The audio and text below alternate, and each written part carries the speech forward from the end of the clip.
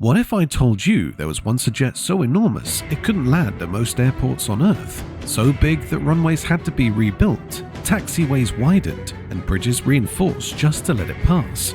A flying colossus so powerful that even airports had to bow to it. This wasn't science fiction, it was the Antonov An-225 Mriya, the largest aircraft ever built by both wingspan and takeoff weight. With a wingspan longer than a football field, a maximum takeoff weight of 640 tons, and 6 engines the size of train cars, this plane didn't just fly. It rewrote the laws of physics. But what made it truly legendary wasn't just its size, it was the purpose it was born for, the impossible missions it flew, the tragic way it met its end. Today, we're telling the story of a jet so massive, so unique, that the entire world had to change just to make room for it. This is the story of the An-225 Mriya, the dream. In the 1980s, the Soviet Union wanted its own space shuttle. America had the space shuttle program, NASA's pride and joy. The USSR responded with the Buran, a near look-alike that needed a way to reach orbit and return to launch pads across the vast Soviet Union. But they faced one colossal problem. How do you move a space shuttle that weighs over 100 tons across a continent the size of a planet?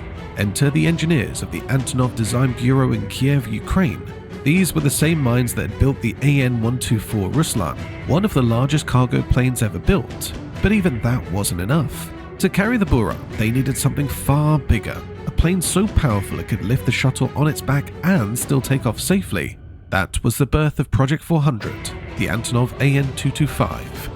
When work began in 1984, engineers knew they were stepping into uncharted territory. They didn't just need to make a big airplane, they needed to make the biggest ever built. The An-225 reused some parts from the An-124, like the cockpit and fuselage shape, but everything else was supersized. The wingspan stretched to an unimaginable 88.4 meters or 290 feet, longer than 5 city buses parked end to end.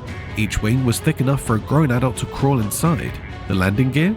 32 wheels, each capable of supporting tons of pressure, arranged in a pattern so wide it could crush a standard taxiway like cardboard. Its 6 Ivchenko Progress D18T turbofan engines could generate over 300,000 pounds of thrust combined, roughly the same as 3 Boeing 747s. Maximum takeoff weight, 640 tons, the heaviest aircraft ever made. When the prototype first rolled out in 1988, people at Kiev's airport stopped whatever they were doing.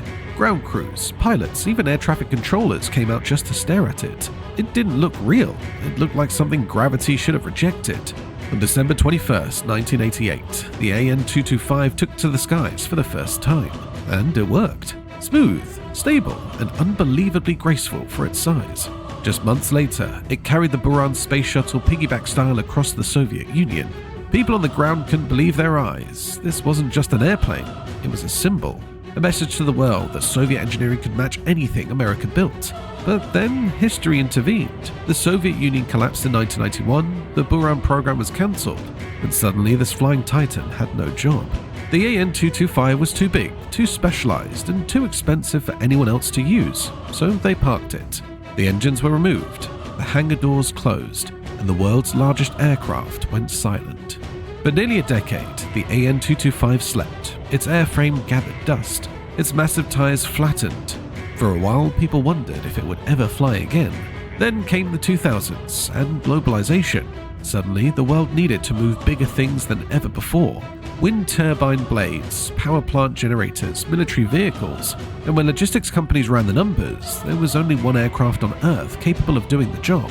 The Antonov Design Bureau decided to bring that sleeping giant back to life. In 2001, after years of repairs and recertification, the An-225 took off again.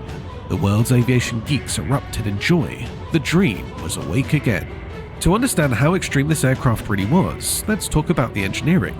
The An-225's wingspan was over 9 meters longer than a Boeing 747's and even surpassed the Airbus A380. The cargo bay stretched 43 meters long, big enough to fit 6 double-decker buses. Inside, you could load 250,000 kilograms, about 550,000 pounds of freight. That's 4 fully loaded train cars worth of cargo.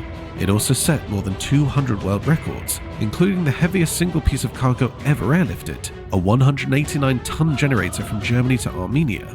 The plane didn't just carry things, it carried industries. But there was a catch. It was so huge, so heavy that most airports simply couldn't handle it. Every time the An-225 flew, it forced airports to prepare like they were hosting a visiting head of state or an alien spaceship. Runways had to be at least 3,500 meters or 11,500 feet long and extra reinforced to handle its landing weight. The concrete substructure beneath the asphalt had to be strengthened to distribute its 640-ton load. Taxiways had to be widened. Standard airport turns weren't enough for its massive 14.3-meter tail fin. Some airports even had to widen their bridge crossings because the landing gear would have crushed them. At places like Prestwick, Leipzig, and Edmonton, crews literally reinforced the pavement before the plane arrived. And forget using a normal gate. It was too tall, too wide, and too long. The An-225 had to unload on the open ramp, surrounded by safety cordons and excited crowds. It wasn't just a plane. It was an event. Whenever it visited a city, thousands of people would gather just to watch it take off. In some places, local police had to close roads because traffic stopped cold. The An-225 didn't just need special airports, it created them. After its rebirth, the An-225 became a flying legend. It carried everything from industrial turbines to humanitarian aid. In 2010, it delivered relief supplies to Haiti after the earthquake, hauling over 100 tons of equipment in a single trip. In 2011, it transported a 135-ton generator from Prague to Yerevan, setting a new world record. In 2016, it carried a 117-ton gas plant module from the Czech Republic to Australia, the heaviest air cargo ever flown across continents. And in 2020, during the COVID-19 pandemic, it became a symbol of hope. The An-225 carried millions of masks, ventilators, and medical supplies from China to Europe in record time. When the An-225 touched down in Warsaw, crowds gathered to cheer. Children waved Ukrainian flags. It wasn't just a machine anymore. It was a hero. Then in February 2022, tragedy struck. When Russia invaded Ukraine, one of its first targets was Hostomel Airport, home to the Antonov fleet and to the An-225. During the assault, the hangar housing the Mriya was hit. The aircraft was destroyed in the crossfire. The world watched in disbelief. A piece of aviation history gone in an instant.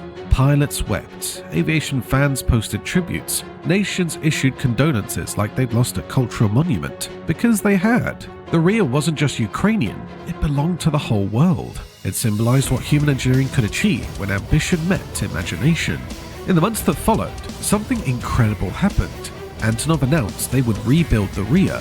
Hidden deep in their archives sat the partially completed second An-225 airframe, abandoned since the 1990s. Using it as a foundation, Ukraine vowed to resurrect the dream, not as a copy, but as a rebirth. Engineers around the world offered support, donations poured in. Even children wrote letters saying, "Please bring back the Mriya." As of 2025, the project is still ongoing, a slow, determined effort amid a war, but the symbolism is powerful. They destroyed our dream, so we'll rebuild it again. The Antonov An-225 was more than a plane. It was a statement that humanity could still dream bigger than gravity allowed. It didn't make economic sense. It wasn't mass-produced. It was pure ambition turned into aluminum. From carrying space shuttles to saving lives, from setting records to inspiring millions, the Mriya showed us what happens when engineers stop asking, "Can we afford it?" and start asking, "Can we imagine it?" The name means dream in Ukrainian, and that's exactly what it became. Even now, long after its destruction, the Mriya's shadow stretches across every airfield it once visited. Its tire tracks are carved into reinforced runways from Germany to Chile. Its memories live on in every kid who looked up at the sky and thought, "I want to build something that was impossible." Maybe one day, a new Mriya will rise from the ashes. Maybe it'll fly again, carrying not just cargo, but the spirit of a nation that refused to stop dreaming. But even if it never does, it already changed the world. Because no other aircraft, before or since, has ever forced the planet to adapt to its size. No other machine demanded custom airports, re-engineered runways, and reinforced bridges just to say, "I exist." The Antonov An-225 Mriya wasn't just an airplane, it was a monument to human possibility. And though it's gone, its story reminds us that the sky still belongs to dreamers, to those who look at the impossible and say, "Let's make it fly."